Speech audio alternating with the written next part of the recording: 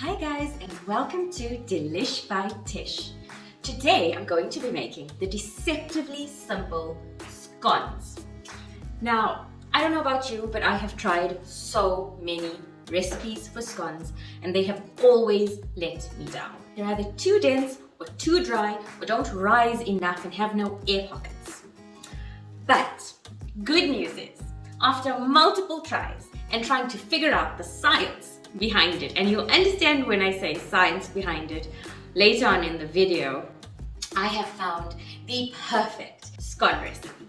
Light, fluffy, full of air pockets, rich, and the texture is to die for. I can't wait to share this recipe with you. So let's get started. I didn't even mention the best part. This recipe uses a food processor.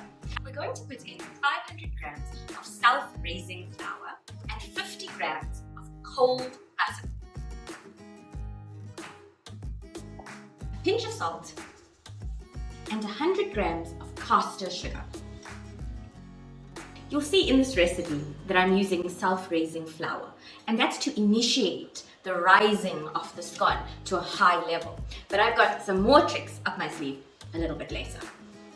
We're going to now just pulse this so that the butter is evenly dispersed throughout the flour to give it that rich moisture, that divine butter flavor, and it also helps to create the air pockets in the scone.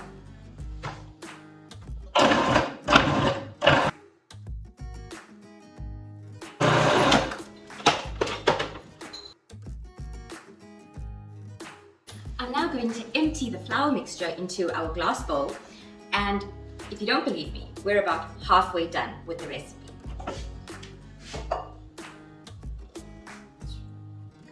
I'm now going to add 2 eggs to the flour mixture. I'm going to beat this first and then add them to the mixture.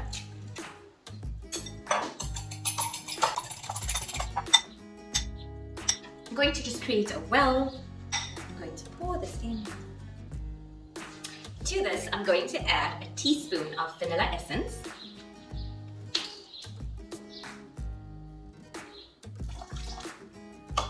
and I'm just going to give this a quick stir just to incorporate the egg and vanilla within the flour. Now, I mentioned a bit of science at the beginning of this video, and that has to do with yogurt and bicarbonate of soda. I'm going to add bicarbonate of soda to the yogurt. And this is going to react with the yogurt and cause little bubbles. So together with the self-raising flour, you're going to get an additional rise. And because it's going to give you that additional rise, it's going to add to those air pockets and create something that's tall, light, and fluffy. I'm going to show you what happens to the yogurt as the bicarbonate of soda reacts, and you'll see the bubbles for yourself. It's so cool, it has tiny little bubbles already. I'm just waiting for it to pop up and I'll show it to you. This is what's happening to the yogurt. I'll now just add the yogurt. My final secret ingredient are tiny cubes of butter that I have kept in the freezer. We're going to put it in, and these are going to help with those air pockets later on. We're just going to give it a stir. You don't want to really use your hands because the heat from your hands will melt the butter. So you want to handle it as little as possible. So try using a knife or a fork or whatever you're comfortable to use. I'm going to add about half of the yogurt.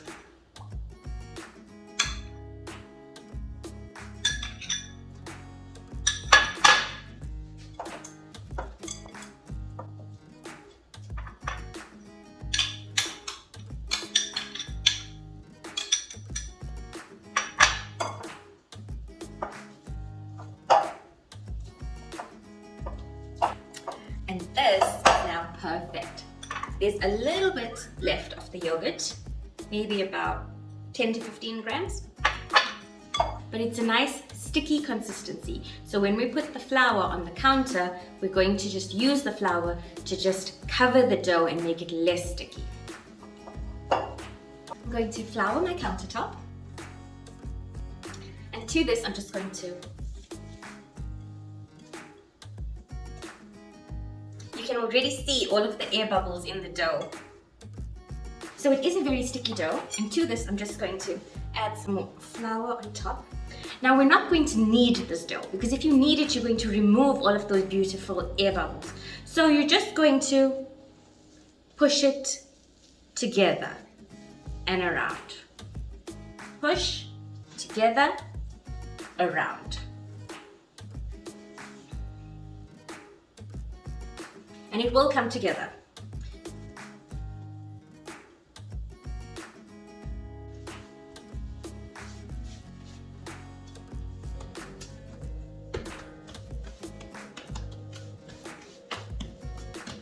And here's the dough. This dough is sticky inside, so it's very important that we keep the surface well floured and the top floured as well. I am a perfectionist, and when you're cutting the dough into your individual scones, it should be about 2 centimeters high. So I have these guiding rods that I use to help me. You obviously don't need to use them, but because I like things to be absolutely perfect, I've got them. So I use these to make sure that I get the right height on my scones. I'm going to just flour my baking pan.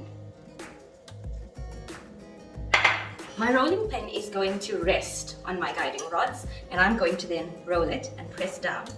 And eventually, it's going to all be rolled to 2 centimeters high. I prefer 2 centimeters instead of 3 because I feel the ratio to jam and cream is better, but you can choose whatever size you prefer for your guiding rods, or obviously if you're just going to eyeball it.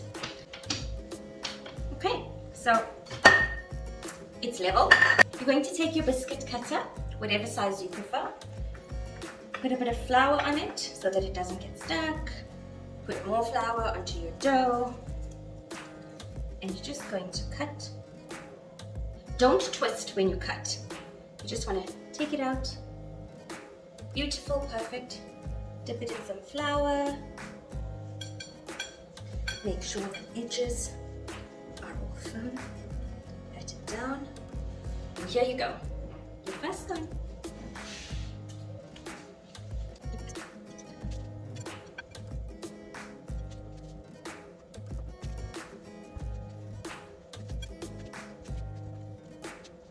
You can just mix up the remaining dough and roll it out again.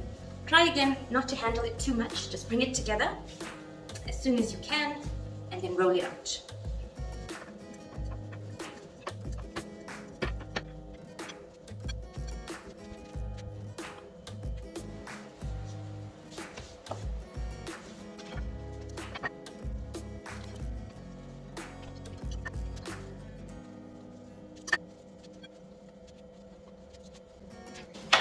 Now that you've rolled out and shaped your scones, we're going to pop this in the fridge, and it's only at this point that we're going to preheat the oven to 200 degrees Celsius.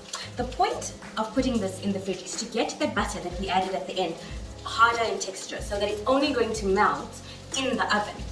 Now that the oven is preheated to 200 degrees Celsius, I'm going to just top each of the scones with egg wash. This is just 1 egg beaten with a fork. The point of the egg wash is to get the golden brown top to the scone.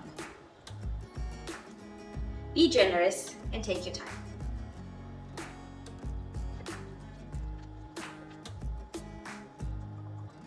Okay, so I'm finished with the egg wash now, and I'm going to put this in the oven for about 15 minutes.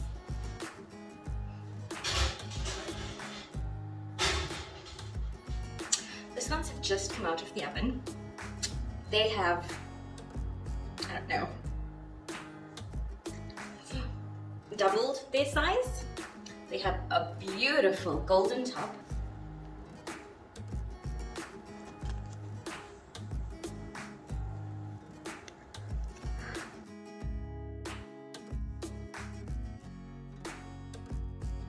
So I have to say, I'm seriously so happy with how the scones came out. They're really beautiful. I have to give it a taste. Like I said, these are the perfect scones. I love how soft they are. They are just so soft, and look at this height. This is one of my guiding rods and this is the other. If I just put it there, it's slightly higher than double. It is like literally just going to break off. It's absolutely beautiful and it tastes delicious. You get that taste of butter and that softness is amazing.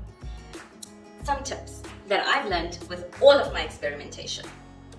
If you're going to use self-raising flour, it's okay to use bicarbonate of soda with an acid like buttermilk or yogurt. I've tried cream in the recipes instead of buttermilk. I don't get that softness. So my advice, use buttermilk or use yogurt. Don't be scared if it's a sticky dough. Use the flour to coat it until it's manageable. And have fun. Thanks guys. Until next time. Enjoy. Bye. Hi guys! If you enjoyed the video as much as I enjoyed making it, don't forget to like and share it. Subscribe to my channel, Delish by Tish.